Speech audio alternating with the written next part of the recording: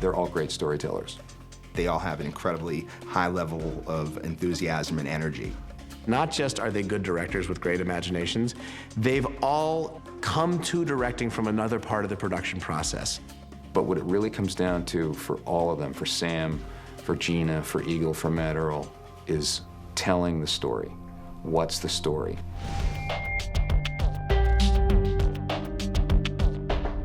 All four of those people have an interesting start that their first directing gig was actually on a CSI show. Sam and Matt Earl both actually used to be assistant directors. So their logistical abilities are just incredible. And Eagle's director of photography, so he's got an amazing sense of how this world comes to life, visually.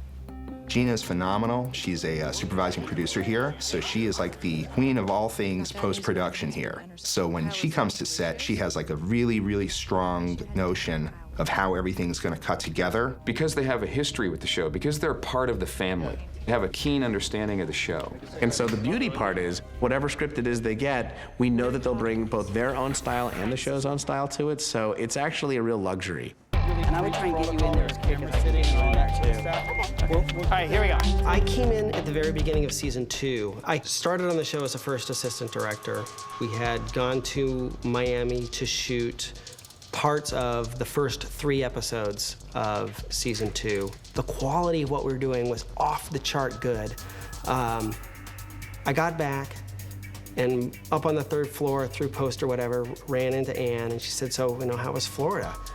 And I said, I gotta tell you, it was unbelievably difficult. I mean, I was like exhausted at the end of it. We shot the most amazing things I'd ever photographed before. We did all of this sort of really complicated material. I had the time of my life. I absolutely loved it. I would do this again in a heartbeat. And I think that's the day that I realized this is the place I want to be. He'll do his whole rant. We'll suddenly become you and start walking toward the car, right? Let Garrett get into here roughly. These guys are gone now. And then we'll let you wipe through that. And that's the cut. And then we'll cut. Right.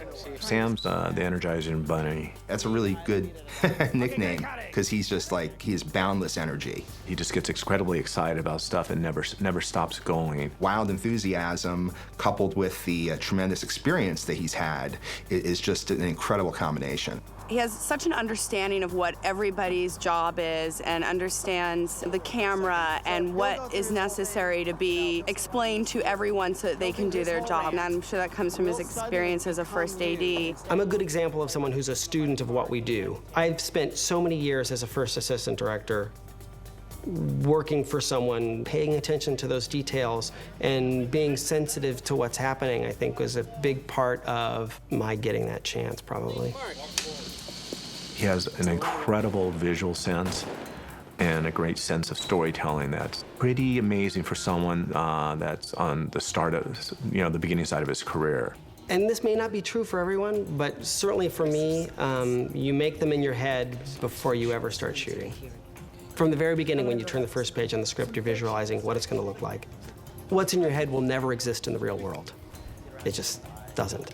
So one of the things that's exciting about that process or that job is the discovery of what does exist in the real world. Sam, he comes in with his plan and he shoots his plan, but he's actually very open. He'll get his take, he'll get what he thinks he needs and what he feels he needs. But Sam is also somebody who really likes to go back for another. He's like, once more for fun. And that gives the actors an opportunity to maybe go a little bit in a different direction with it and to be a little creative in a different way than if he had rather just, kept pressed on and gone to the next setup. As an AD, I always used to tell directors, especially young directors or first-time directors, it's not your job to come up with every great idea. It's just your job to say yes to the good ones. So, and it's a collaborative medium. That's very true. It's just because it's someone else's idea doesn't mean it's not a really good idea. If he's happy with a take, he'll just stand up and say, I love it, I love it. There's no confusion on their part whether or not he was pleased with what's been done. I love Sam when he says, if something's good, because see, I'm a football guy. When something's really good, when there's a take really good, he'll go, touchdown! or like he goes like a hi-ya, or he does like a brr, like a thing, like he like a victorious like a thing. And so we do a bit about Sam that everywhere he goes, like when he's at the grocery store and he's looking for like what's the best cantaloupe and he finds the one he likes, he goes touchdown. Or like when he beats a red light and he goes hi-ya. Or like when his wife gives birth to their third child, he goes touchdown. So that's our joke about Sam. At the end of it, I'm the exact opposite of exhausted. It's energizing. It's absolutely energizing. Slide the whole table and stick some monitors on it. Action. I got a call from the line producers on the original CSI. And he said, look, he says, we've got an opening for a first AD. It's probably not something you're gonna wanna do because, you're a feature guy. And I said, are you kidding me? It's exactly what I want to do. Because I had heard that there's opportunities for assistant directors to move up in TV. So these guys took a chance with me. That season on CSI, just by doing my job as an AD and helping where I could and just, keeping the nose to the grindstone, as they say back in Texas, and just taking that path, I met the guys like Danny Cannon, Ann Donahue, Anthony Zeiker, all those people who eventually did give me that opportunity to direct. Another great tactician with a history of running shows. And really delegates. I mean, he really steers the ship. Matt Earl really gets in the middle of it. I mean, he digs down, and if there's just a slight thing that's not even what he thinks is not perfect, if it's just slight, I mean, he'll go another round, he'll take another take. So he's really into his job. Once you do that basic tilt down through the gack and get there, right, rock and roll it a bit once you're there. You know what I'm saying? Pop in, snap, zoom into what she's doing. Just give me a little motion. Matt Earl is different from the other directors in that, first of all, almost every director spends the majority of their time, or a good deal of their time, in the video village, where you have the video monitors set up, and I'm in the video village, usually beside the director, and the DP is usually in the video village. But Matt Earl, he's a guy who likes to get right in close. So rather than hanging back in the video village, which sometimes is 10 feet offset, sometimes it's 30 feet offset, depending upon the environs. Matt Earl has his own little monitors that he has on a board, that he has on a stand, and he sets himself up right next to camera. So he's literally a stone's throw from the actors. I mean, the actors don't have to look out to the village and say, hey, did you like that? Was that good? I mean, he's right there. It's funny, that comes from just wanting to be connected to the actors, and I just feel disconnected being out in the monitor land. I mean, it's a great technology, but being right there on the set with my little video units allows me to look at that shot, make sure technically is what I want, but actually look up and look right in the actor's eyes. Plus, it's just a connection with the actors that, like you cut and you're right there with them. They know you're part of it. And I think for the actors, I think it's very reassuring. Wonderful director, perhaps the most bizarre wardrobe. Matt Earl Beasley, God love him. I don't know how his wife lets him get out of the house at the front door. He genuinely dresses like Willy Wonka. He dresses like a clown from Ringling Brothers. I don't even know how to describe him. He is, he's delicious. I think my parents taught me it's better to be looked at than overlooked, But I don't really think about it too much. I just wear what I wear. It's just me being me. It's funny. I remember a few, I guess it was about 2 seasons ago, we were shooting in downtown LA at the LA Center, and I was sitting at a stoplight, and I'm seeing these guys in their suits and ties and their briefcases walk across the street at the stoplight waiting for the light. And I check those guys out and I check out what I'm wearing. I go, man, I got the coolest job in the world. I can come however I want, Yes, shift the background. I've been a cinematographer for about 18 years, and the last 3 years I've been here at CSI Miami. Directing here was a natural progression for me. Everybody you work with, you learn from. Working with all these other directors as a cinematographer, you see other people's take on things. He's got an amazing sense of how this world comes to life, visually. He's an artist who's working in the television tableau. With Eagle, it's funny on set because, 1 minute he's there, and then you'll look around for him and it's like, where's Eagle? Where's Eagle? And then out of my corner of my eye, I'll see him shooting with a still digital camera. And later on, I'm watching the episode, and lo and behold, these images that he captured on set when he was off on his own, wow, they're like part of the show. Being the cinematographer on the show definitely helps. Being, doing the director duties. I know all the players. I know the style. Being responsible for the style and the photographic element makes it easier, I think, to work as a director. The images that he captures on screen, on film, are part of what has defined the show.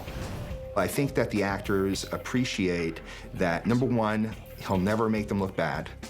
They're only gonna look, handsome and beautiful and really true to their characters when he's directing, and when he's the DP, of course.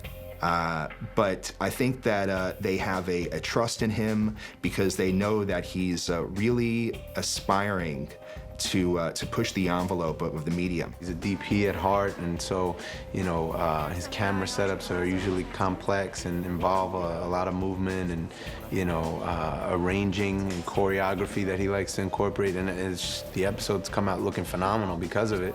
He'd be comfortable shooting just 5 hours of beauty, and his strong suit this year has become his storytelling. It's actually been fun to watch him grow as a director and really see the way that he's able to work with actors and, be able to communicate what he wants as a director. As he's saying that line to you, walking behind you, it's kind of cool that you're looking at him. Just you gain more experience, the more you, just like anything else, the more you do, you just, another one in the bag, you gain more experience. And Eagle's a bigger than life person anyway. So when he's on the set, there's this big presence all the time. I think that if he's not getting what he needs, even though he's not boisterous or as vocal in the same way as some of the others, I think that he does step in and let them know, explain to them, what it is that he's not seeing. It's in a more subtle way, perhaps, than some of the others. When he's directing the actors, he definitely likes to sort of make it private. He likes to come over and not necessarily share with everyone like what he's talking to them about. And I think that's always a nice, respectful thing. That's gone. Sure. It will give him off the hook. Okay.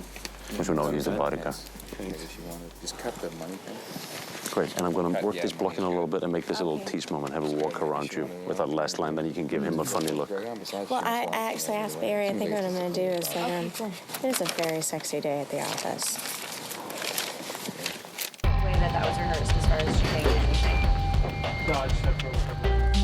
I run the post-production department. My primary responsibility evolved to being in the cutting room, working on cuts with the editors and with Anne, and having that experience being in the cutting room with Anne and seeing how storytelling can be broken down into components, and you see how a story is built. That's, basically sort of my school of how I was able to learn how our storytelling is told. She is a keen understanding of, what the architecture of this show is, how the show is built, how raw material can come in at the end of 8 days of shooting and be crafted into this amazing tapestry that ends up going out broadcast every Monday. When she puts together a scene in her head, she knows how it's going to cut, she knows what she needs, and not one move is wasted. She doesn't get in a situation where she shoots too much footage or a scene too long because she knows it's never going to play on screen.